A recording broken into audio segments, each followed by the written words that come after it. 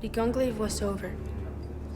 From the moment I heard that the previous commander had been killed by rebels who had infiltrated in his room at night to cut off his head, I knew that I had to come back.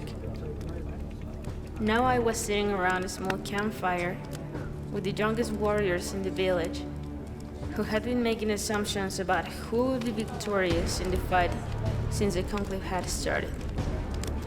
And now, seeing the white smoke coming from the top of the police tower in the distance, we all knew what it meant.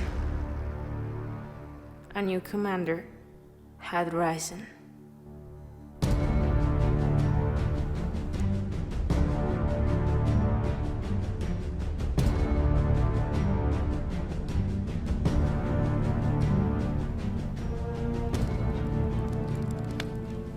When I arrived the previous night, the conclave was the main topic of conversation, and even though everyone had their opinions about each one of the contestants, there was only one name that was most mentioned: Lexa's name.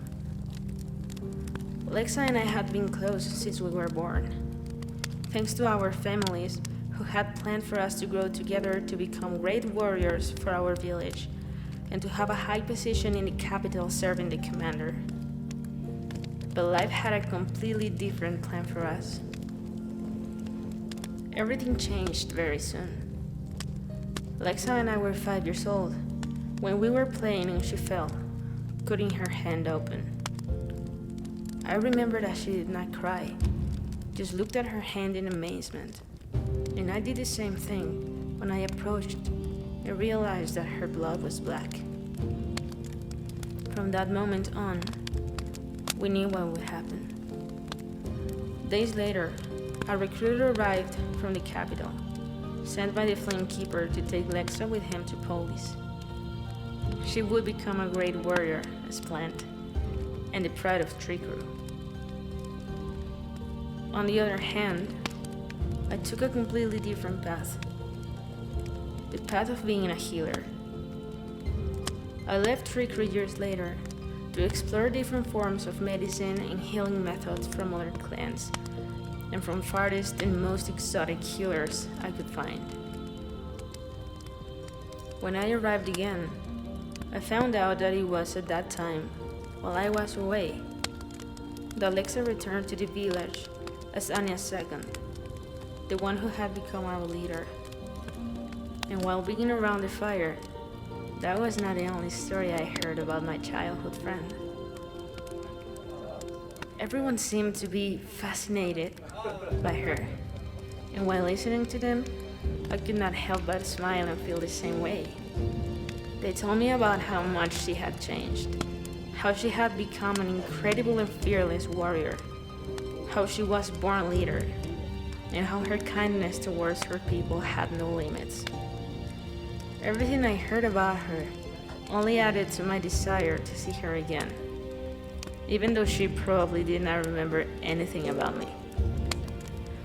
My mind began to imagine the different scenarios in which we could meet again, but it all vanished with a simple comment from Kay, one of the warriors who was sitting next to me.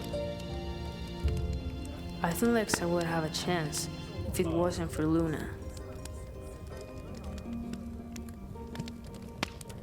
Everyone went silent.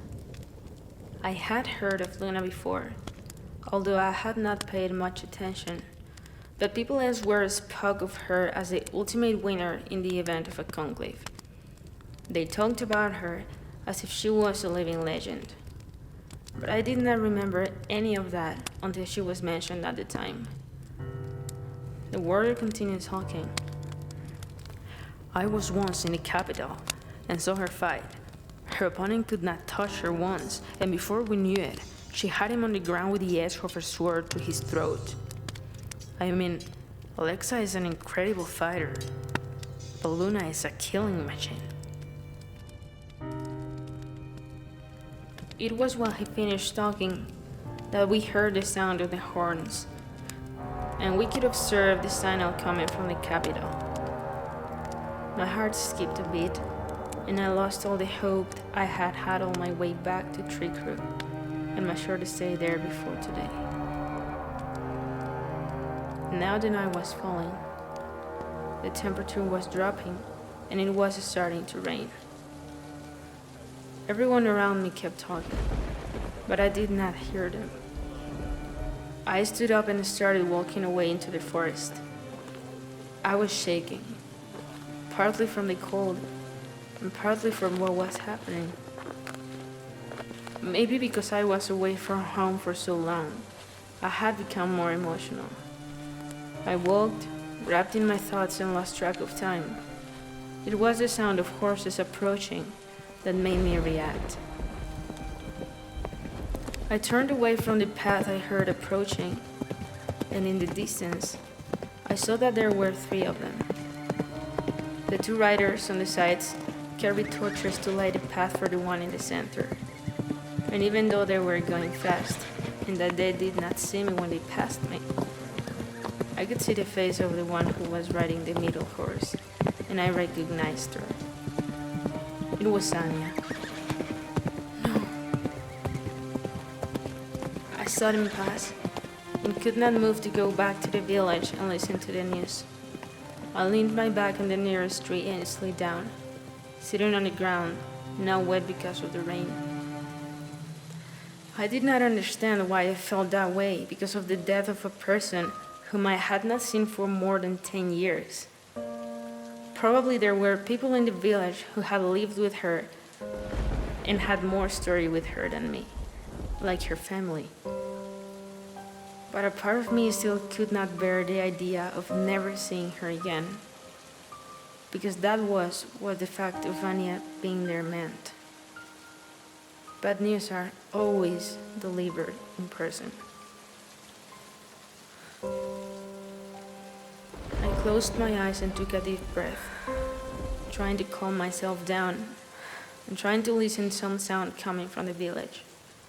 But I could not hear anything until a few seconds later, I heard someone shouting something in the distance. Kostya!